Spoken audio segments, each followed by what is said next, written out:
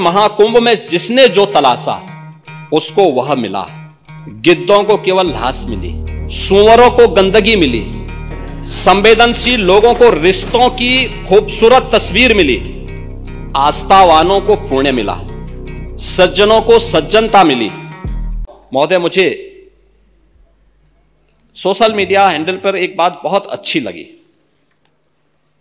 एक सज्जन ने इस बात को कहा और उसने जो लोग महाकुंभ का विरोध कर रहे थे उनके बारे में उसने बहुत सटीक टिप्पणी की। उन्होंने कहा कि पिछले 1.5 महीने में आप वामपंथियों समाजवादियों की बाल खगाल लीजिए, महाकुंभ को लेकर के विश्व भ्रमण के अलावा कुछ नहीं दिखेगा। गंदगी, अव्यवस्था, पर्यटकों की परेशानी के अलावा इनकी बजबजाती वाल पर दूसरी कुछ भी नहीं मिलेगा। लेकिन इन सब से इतर धरातल पर इनकी बजबजाती विचारधारा का कोई असर नहीं है।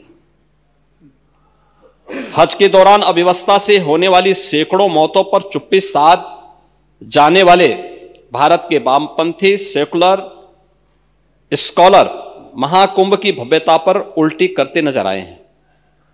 हर बार इनकी कोशिश महाकुंभ को बदनाम करने और फेल करने की रही, लेकिन ऐसे तमाम लोगों की मंशा को दरकिनार करते हुए करोड़ों लोगों ने आस्था की डुबकी लगा करके इनके जले पर नमक छिड़कने का ही काम किया। उन्होंने आगे लिखा है कि महाकुंभ के दौरान दुखद हादसा हुआ, इसके बाद भी आस्था और विश्वास तमाम परेशानियों पर भारी पड़ी।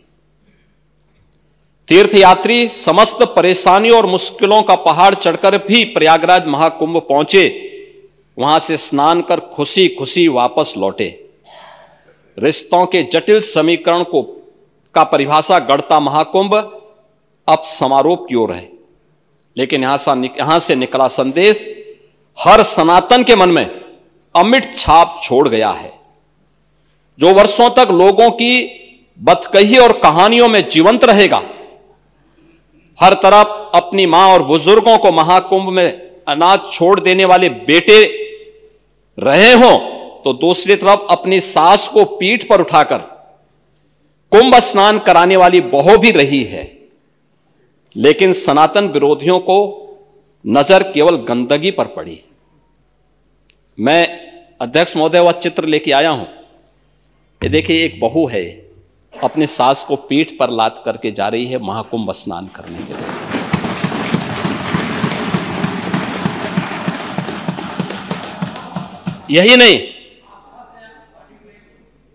यही नहीं, आगे एक और बात कहते हैं। किसी ने सच कहा कि महाकुंभ में जिसने जो तलाशा उसको वह मिला। गिद्धों को केवल घास मिली, सूअरों को गंदगी मिली, संवेदनशील लोगों को रिश्तों की खूबसूरत तस्वीर मिली, आस्थावानों को पुण्य मिला, सज्जनों को सज्जनता मिली, गरीबों को रोजगार मिला, अमीरों को धंधा मिला, श्रद्धालुओं को साफ सुथरी व्यवस्था मिली, पर्यटकों को अव्यवस्था मिली, सद्भावना वाले लोगों को जाति रहित व्यवस्था मिली, भक्तों को भगवान मिले। मतलब सबने अपने स्वभाव और चरित्र के अनुसार चीजों को देखा है। एक ही घाट पर सभी जाति वर्ग के तीर्थयात्री स्नानार्थी बिना किसी भेदभाव के नहाते रहे। सनातन की सुंदरता आखिर समाजवादी और वामपंथियों को कैसे नजर आएगी? लेकिन इनके द्वारा लगातार किए जाने वाले प्रश्न इनकी नियत को ही संदेह के दायरे में खड़ी करती है। महोदय, ये टिप्पणी अचानक नहीं है। ये टिप्पणी भारत की टिप्पणी है और भारत की भावनाओं की टिप्पणी है। और जो स्वयं कुछ कर नहीं सकते थे, जिन लोगों ने अपने समय में इस पूरे आयोजन को अव्यवस्था और भ्रष्टाचार का शिकार बनाया था, आज वे महाकुंभ पर इस प्रकार की टिप्पणी करके भारत की भावनाओं के साथ ही खिलवाड़ करने का काम कर रहे हैं।